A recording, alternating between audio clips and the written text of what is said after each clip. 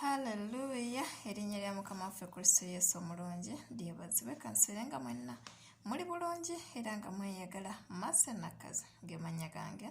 Olwaleero njagala kwogera nawe muganda wange bambi alina ekisa ekingi ku mutima, oyagala nnyo era osaasira nnyo nga gw'oyambye abantu naye nga mu kumaliriza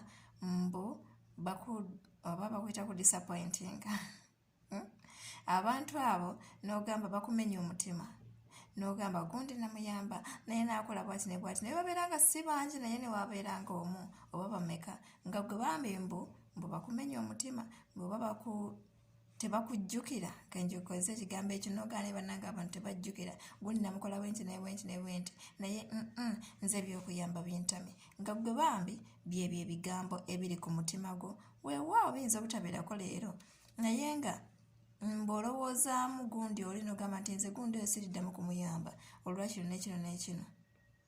Leero njagala kwogerako naawe naddala gwe muganda wange ayagala bakujjukire kubanga gundi oyo wamuyamba bannaye gundi noneerabira jjukira nakuyamba bwenti ne bwenti bannange gundi nakuyamba bwenti ne bwenti. Muganda wange omuntu oyo gwe wayamba yali asaba Katonda we, amanyi Katonda we ewa alina Katonda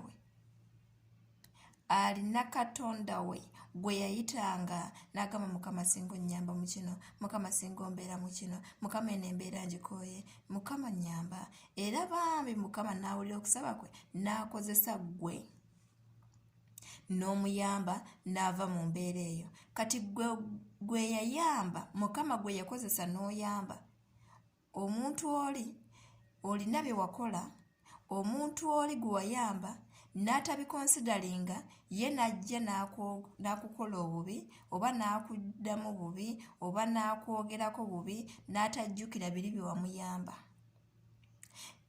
Abantu abamu muyamba abantu ne mwagala baba bajjukirenga bababeeraawo nga baba ne mufuuka oba ekinti balina kuba banaye tebaboogerako kubanga mwabayamba. Ekyo si kikulu, balina Katonda waabwe gwe babeera nga basaba n'abajjukira n'akozesa gwe n'obeera ng'omuyamba. Kati bw'oddaawo n'okikuliriza bannaye abantu temujjukira, abantu temukola batya bamikwano.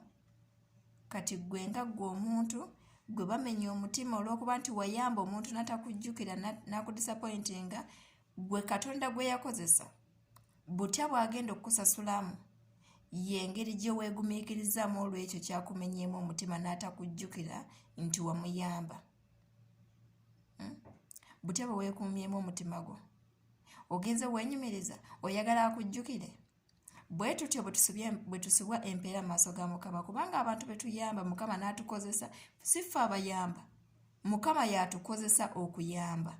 Mukama okutuwa empeera ya mutima mugonvu n'obuteenyumiriza mu ffe ne tuddiza Katonda ekitiibwa. Ekyo Mukama kyayimirirako okutuddiza oba okutuwa empeera, si kubeera gwe gundi nakuyamba nange ojja kunnyamba. Kyava tugamba okuwola obutawulira magoba, kikole okirekeyo ekyo nga ky'owoleddeko y'empeera ky'oba obanja, tobanja magoba nti bwannaye sente zange ziruddeyo zikubiseemu.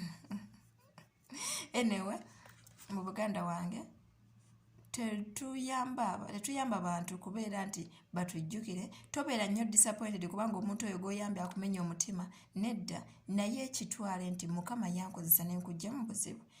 Erinnya lya Mukama lyebazibwe. Naawe osobya ate nze newankubadde onnyambye sigenda kutunuulira kiri kubanga wannyamba sigenda kukwogerako, kubanga wannyamba sigenda kukunenya, kubanga wannyamba sigenda kukola bwenti, nedda. Ekibi kyogerwako mu mbeera yonna yonna. So tulina kubeera nga twetereza bwetereza mu maaso ga Mukama. Oli ali bibye naawe oli bibyo.